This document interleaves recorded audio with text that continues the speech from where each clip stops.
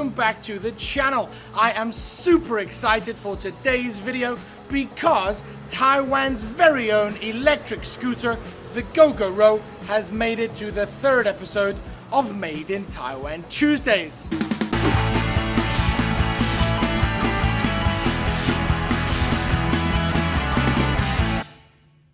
Yes, the future is here. Electric zero-emission scooters have been on the market for some time now, and many people are suggesting that this one, the Taiwanese designed and built Gogoro, is going to take the market by storm, and many people are calling it the Tesla of the scooter world.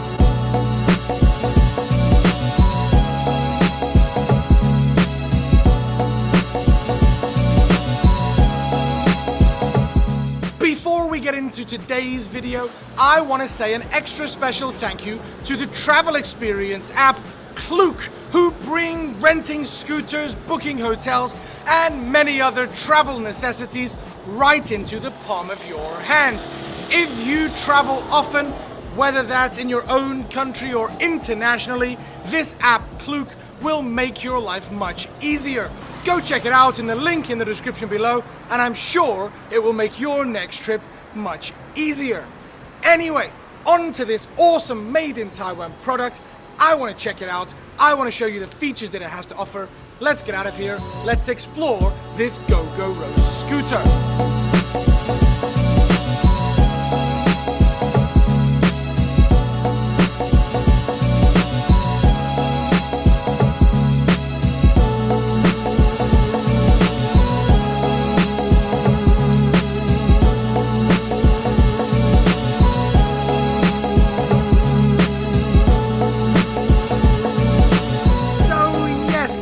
Gogoro here on Made in Taiwan, and I've actually got myself an S1, the original, the first Gogoro to be released, and now there's actually a whole range of Gogoros: S1, S2, S model, Performance, Delight, so many to choose from, but I've got the original. Now, what can it do? Of course, the primary benefit of this scooter is that it is electric. There is gonna be no gases coming out the back of this scooter unless they're coming from me. Now, it has been compared to Tesla and labeled the Tesla of the scooter world, but unlike Tesla, the only way to power this scooter is to change the batteries. There is no home charging. Gogoro have set up an amazing network of charging stations at convenience stores, supermarkets, and other similar locations all around Taiwan. So you just pop in, take your two batteries out, pop them into the station, and two new full ones will pop right out. They are a little heavy, I think around about 10 kgs for each battery, so I do worry about the elderly population if they're going to be able to change them themselves, but other than that, it's a super easy procedure. And once the batteries have been replaced and you've got yourself a 100% fully charged scooter, it should be good for about 100 kilometers of driving, depending of course on how fast you're going and what settings you've got the bike set up at, which is what I want to get to now. So we're going to get out of here, go find a nice quiet road where we can drive this in peace and quiet, and I'll take you through some more of the features of this Gogoro S1.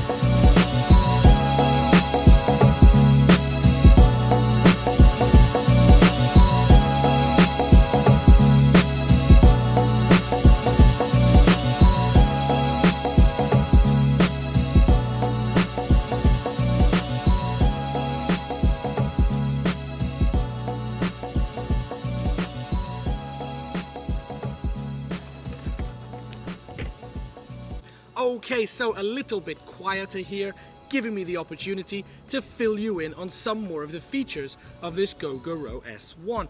And firstly, I should mention that after 10 years of living in Taiwan, this is the first scooter I've had that comes with its own app.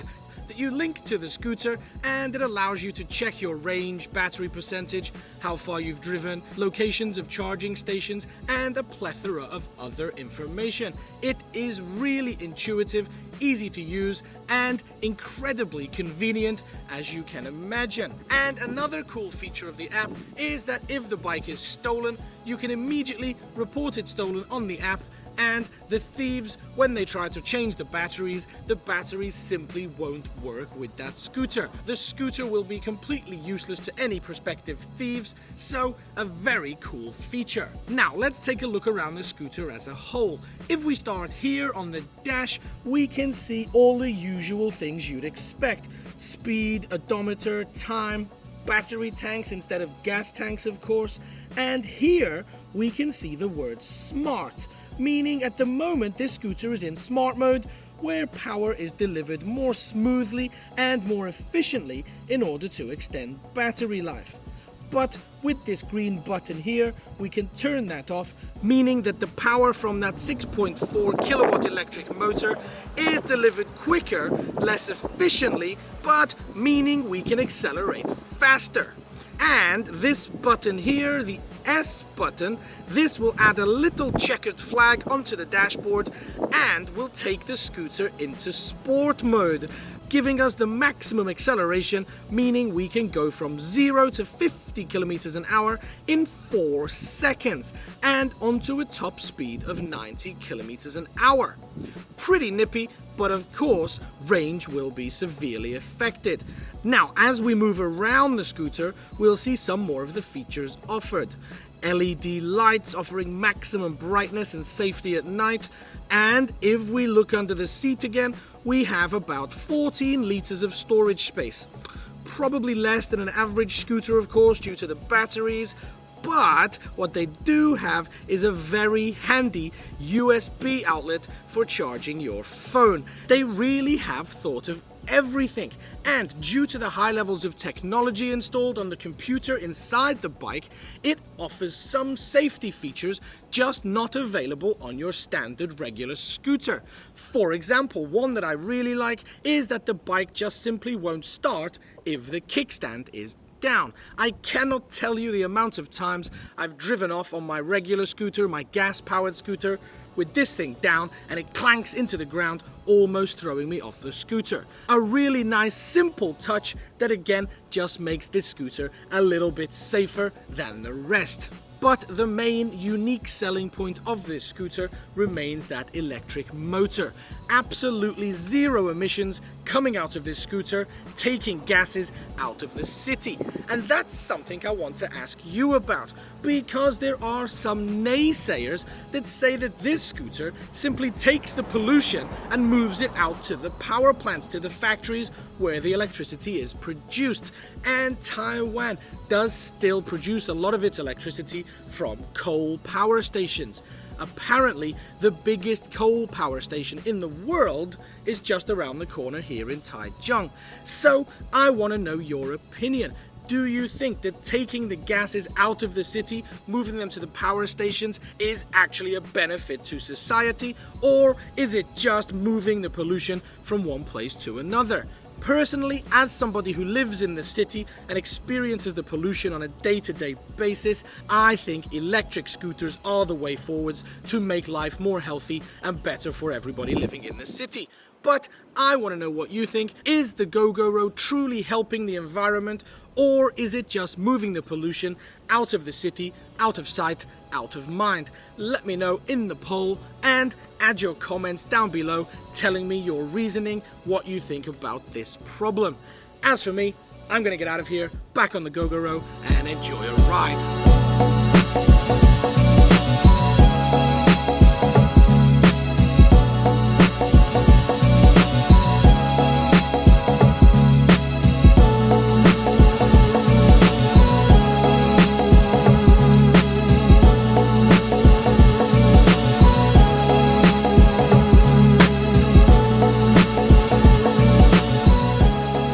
There you have it, the Gogoro S1 electric scooter. Another amazing 100% designed and made in Taiwan product that is helping to keep Taiwan's engineers and product manufacture firmly on the world stage. A genuinely innovative, industry-leading, high-tech product made right here in Taiwan that may or may not be the answer to the problem of city center pollution in countries all over the world. Before I go, there is one thing that I've neglected to mention, and that's the price of these things. Now, it's a little bit complicated because the government offers subsidies if you trade in a gas-powered older scooter, but basically, you can pick up the cheapest Gogoro for around about $38,000 after all of the subsidies have been applied.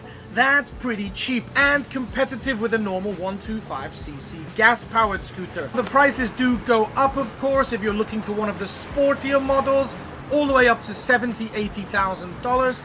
But there is actually some mobile phone companies, Far East Tone in particular, that will offer you a monthly contract similar to how you'd buy an iPhone. So you can actually pick one up for less than $20,000, but then you have to pay, I think, $1,800 a month for a couple of years.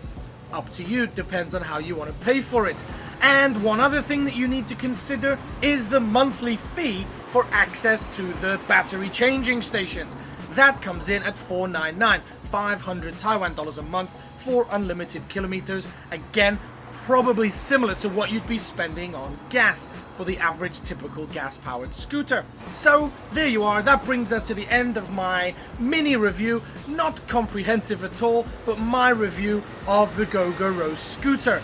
I'm so proud to call this country home when it can produce such amazing products such as this, that hopefully will take the world by storm, and as more and more cities around the world go gas-free, banning gas-powered scooters, I'm sure we'll be seeing more and more Gogoros around the world in the near future.